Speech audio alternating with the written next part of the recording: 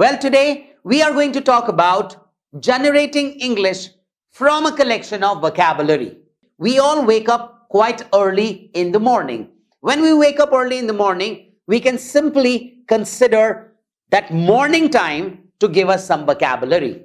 So, let's begin with this very energetic session. Here comes the first word. Where do you go to take a walk? You go in a garden. You otherwise can also call a garden as a meadow. Meadow means upavan ya bagicha. Now, when you go to take a walk in a garden or a meadow, please use the term garden or meadow only. Do not use the word park. Although in dictionary you will find park also refer to a very similar place, but colloquially speaking, that means in conversational English, it is not acceptable to use park because there is another word park used for a place where you can park your vehicle. Let us also now understand that when you wake up early in the morning, the term you use for that time frame is called as dawn. Dawn means very early in the morning. So right from 4:15, which is of course a spell of time, to around 6ish is the time of dawn. Do you also know what is the exact opposite of dawn? It's dusk. So there's a beautiful song in Hindi, Bhor Bhaye. So that Bhor time is actually the time of dawn. And there's another song in Hindi, Sanj Dhale. So Sanj is the time of dusk. So the opposite of dawn is precisely dusk. Now, what do you find in there? So you find that there is some steamy kind of an environment. I mean, the vision is not very clear. You cannot have a look at the person on the other side or at a distance, simply because there is a lot of smoke kind of environment. Whenever you find a lot of smoke, do you know that smoke is actually fog if it is a winter morning, and that smoke is mist if it is a summer morning? So two words that you have quickly learned is there is something called as a fog and there is something called as a mist. Mist is in summer mornings and fog is in winter mornings. When you see mist and fog, right, this fog especially allows dewdrops to be formed on the grass. What is dewdrop? Well, you must all have taken up this drink called as mountain dew. So dew essentially is formed at heights of mountains and it is the purest form of natural water. And that is why in Hindi you call it Os ki boonde. And they are really quite beautiful to look at. Their droplets are really amazing. So what did I just say? Droplets. That means small, tiny drops of dewdrops can also be called as, if they are tiny, you can call them droplets. Right? So what do you find on the grass? You find droplets. You also find that early in the morning, you got some parents who have to otherwise take up their office. So they wake up their kids and they probably take a walk along with their kids. Now, they're not kids while they are in the garden because they are in a very playful mood. So whenever a kid is in a playful mood, you want to call that kid a toddler. So you see there are lots of stores also for toddlers accessories, such as for toddlers garments, such as for toddlers cradles, such as for toddlers a lot of things. So another word that you can quickly learn from me over here is that there is a word called as pram. Now what's a pram? Well, a pram is something in which a kid is made to go on a trolley. So it's kind of a trolley. And also there is something called as a cradle. Now sometimes you may get confused. What is the difference between a cradle and a pram? Right? So let me tell you, when it is a pram, right, it may have a feature of cradle, may not have a feature of cradle. In cradle, a kid can go to sleep.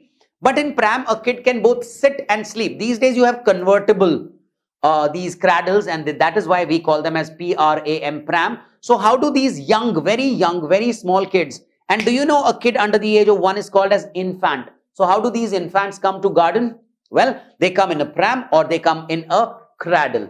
Okay, now let's hear the next word. The next word is, you see there's a tree. So when the tree is cut down from the middle, then there's that remaining part of the tree, and that remaining part of the tree is called as stump.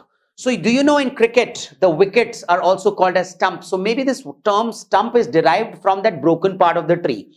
Okay, now this tree can also have different vocabulary words that you can learn from here. Twigs are the small smallest of all, thinnest of all branches, extreme at the edges, where there are leaves and where there are birds seated. Then you have bow. Bow is a term which is used for branch. So stop calling it a branch, a conventional English word. Start bringing some new words of English in your life. Well, you can call it a bow. Now, do you know that middle area of the tree, which is called as stem, can also be called as trunk? So here you are able to develop many number of words just to express very simple morning. Now over here we have the next sheet where we have new set of words. Do you know there's a bird? We always were talking about bird. These birds need to sit somewhere. So when the birds, what do you call, the limbs tend to catch something with the help of its, claws. So that sitting posture is called as perching. So these birds, sometimes they perch on high-rising cables, sometimes on the twigs. So they always perch, right?